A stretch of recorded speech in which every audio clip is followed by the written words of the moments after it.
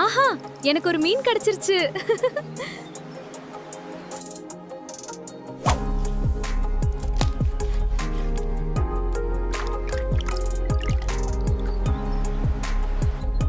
இப்ப நம்ம மசாலாலாம் தடவிக்கிருவோம். நாம இப்ப மீன் ஃப்ரை பண்ணலாம். இன்னைக்கு நம்ம மீன் ஃப்ரை பண்ண போறோம். தோசைக்கல்லுல நல்லா மொறு மொறுன்னு வறுத்து எடுக்கலாம்.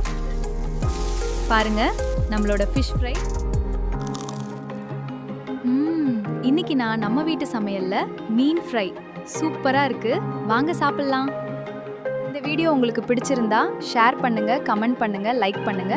இந்த சேனலை ஃபாலோ பண்ணுங்க. நம்ம வீட்டு சமையல் சேனலை ஃபாலோ பண்ணுங்க. நன்றி, வணக்கம்.